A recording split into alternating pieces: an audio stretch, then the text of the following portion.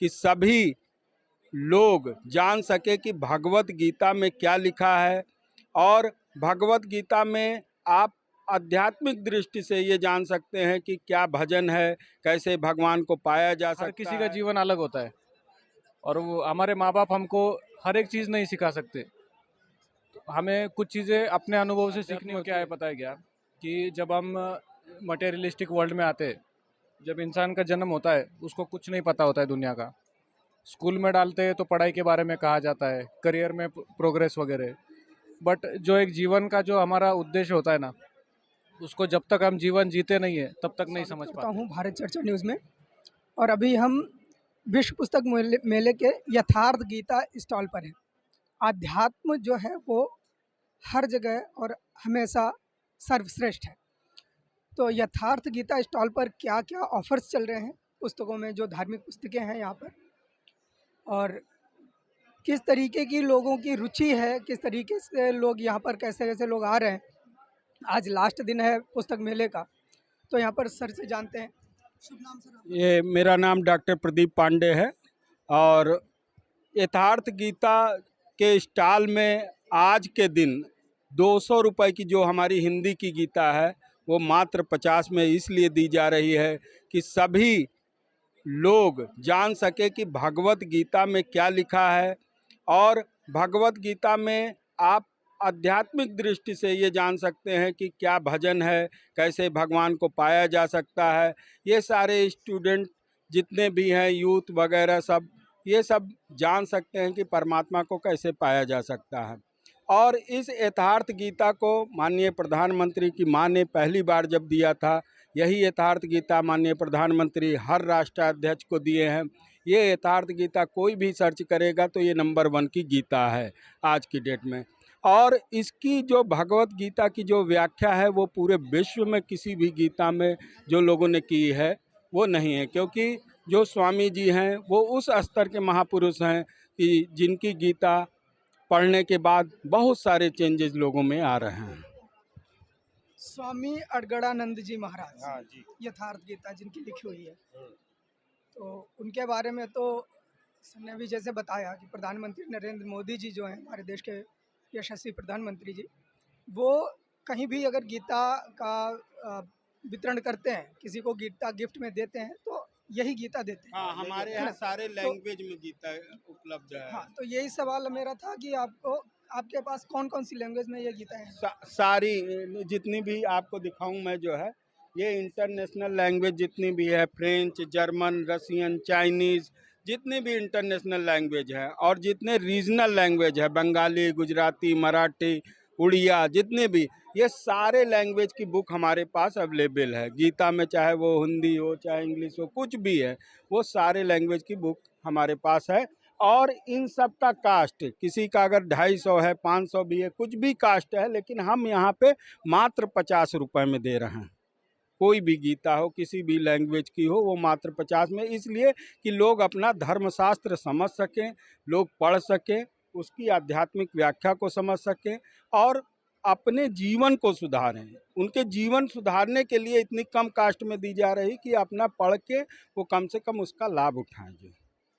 तो गीता के अलावा और भी कौन कौन सी पुस्तक का आपने लगा रखा? अलावा मैं अगर आपको कहूँ, आप हों चाहे जो भी लोग हों, ये पुस्तक क्या है ना, ये जो महाराज जी के जीवनी की है, जो महाराज जी हैं स्वामी अड़गड़ानंद महाराज के जो जीवनी है, ये परमहंस, यही वो पुस्तक है जिससे बहुत सारे लोगों के चेंजेस आए हैं। अब जैसे हमको कि परमात्मा से कैसे बात की जाती है, या परमात्मा कौन है, परमात्मा कैसे चलाते हैं, ये एक योगी की आत्मकथा है।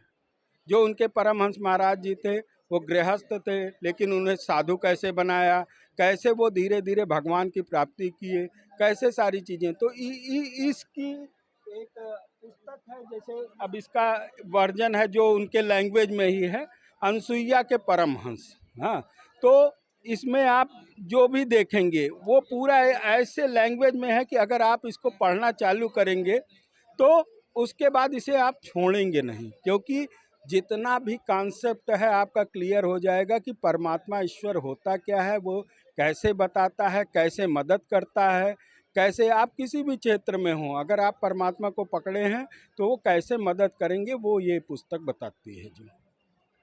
और बाकी सारे पुस्तक में तो बहुत कुछ है, योग दर्शन है, देवी पूजन की वास्तविकता क्या है, परमहंस संहिता क्या है, अंग क्यों पढ़कते हैं। अब देखिए जैसे अंग क्यों पढ़कते हैं, ये पुस्तक का भी ज्ञान ये है कि जब आप साधना की दृष्टि में रहेंगे, जैसे आपने गीता पढ़ी 4 बार, तो आपके अंदर का जो आत्मा है वो जागृत होता है। जब जागृत होता है तो वो संकेत देगा।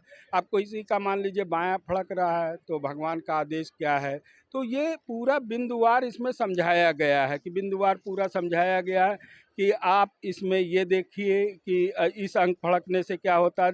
नॉर्मल तो अंग फड़कते हैं कि किसी की बाईं पड़क रही, कोई दाईं पड़क रही, या हाथ खुजला रहा, वो आदमी करे। लेकिन आध्यात्मिक रूप से क्या फड़कन है वो पूरा इस किताब में दिया गया है, दोहा के माध्यम से दिया गया है पूरा जो।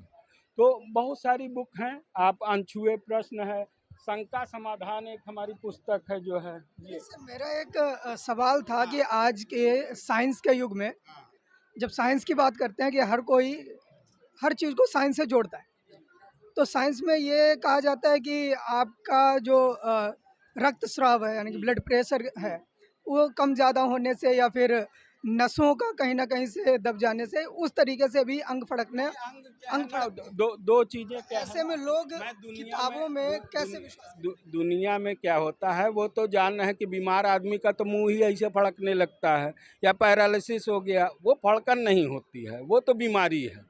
अब बाबा रामदेव हैं आँख ही फड़काते रहते हैं, तो वो बीमारी है। जाहिर सी बात है कि हमारी आपकी नहीं फड़कती, तो उससे कोई अंग फड़कन का नहीं हुआ। अंग फड़कन क्या है कि जो भगवान क्या बोलते हैं, जैसे आपने समझा कि मैं गीता पढ़ा 4 बार पढ़ा तो मुझे क्या समझ में आता, ये तो आपको पता चला। अब जो अंग फड़केगा तो उससे आपको पता चलेगा क्या, बीमारी अलग चीज़ हो गई, लेकिन आध्यात्मिक अलग होता है। जब आप पढ़केंगे कि भाई आज बायां फड़क रहा है, तड़तड़ हो रहा है, या शरीर तड़तड़ हो रही है पूरी, तो वो एक अलग चीज़ें हैं। तो वैज्ञानिक युग में क्या है ना, ये योगियों का है। ये मैंने नॉर्मल, हम लोग ये किताब किसी को नहीं देते हैं, कोई आया कि अंग पढ़, उनको बता देते हैं कि भैया कि ये नहीं। ये तब है जब आप गीता पढ़ रहे हैं, तभी आपको लगेगा कुछ फड़का ना। जब मैं कह रहा हूँ 4 बार आवृत्ति पढ़ेंगे, अब भाई आप आज इंटरव्यू कर रहे हैं, अगले साल आए या हमसे संपर्क रखे, तो जब 4 बार पढ़ लेंगे, मेरी बात मानेंगे, तब मैं बताऊंगा आपको कि भैया ये फड़का। अब ऐसे तो आप सालों से फड़का रहे, नहीं फड़क रहा है। तो वो चीज़ें हैं ना, वो एक आध्यात्मिक व्याख्या है जो है। कौन सी बुक ली है आपने यहाँ से? मैंने यहाँ से भगवत गीता का जो यथार्थ गीता है वो ली है। तो आप क्या करते हैं यहाँ पे, मतलब पढ़ाई कर रहे हैं, तैयारी कर रहे हैं किसी चीज़ की? मैं तो जॉब करता हूँ और किस पढ़ाई चीज़ भी में? करता हूँ। कहाँ जॉब करते हैं? मैं तो मतलब लीगल में काम करता हूँ। शुभ नाम आपका? निखिल। निखिल जी, कहाँ के रहने वाले हैं? मैं तो महाराष्ट्र से हूँ वैसे। महाराष्ट्र से आए हैं, दिल्ली में जॉब करते हैं जी। और यहाँ पर भगवत गीता यानी कि यथार्थ गीता जो स्वामी श्री अड़गड़ानंद महाराज जी की लिखी हुई है वो लेने आए। आपका अध्यात्म के साथ कैसे जुड़ा हुआ है? अध्यात्म क्या है पता है क्या, कि जब हम मटेरियलिस्टिक वर्ल्ड में आते हैं, जब इंसान का जन्म होता है उसको कुछ नहीं पता होता है दुनिया का। स्कूल में डालते हैं तो पढ़ाई के बारे में कहा जाता है, करियर में प्रोग्रेस वगैरह। बट जो एक जीवन का जो हमारा उद्देश्य होता है ना, उसको जब तक हम जीवन जीते नहीं है तब तक नहीं समझ पाते। और हर किसी का जीवन अलग होता है, और वो हमारे माँ बाप हमको हर एक चीज़ नहीं सिखा सकते। तो हमें कुछ चीज़ें अपने अनुभव से सीखनी होती है।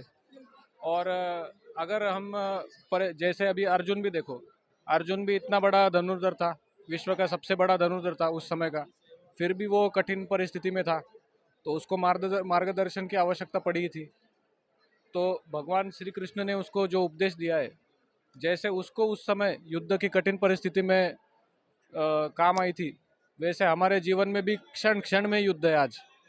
और इस युद्ध में हमारा जो मनोबल है वो बढ़ाने का काम सिर्फ भगवान श्री कृष्ण ही कर सकते हैं।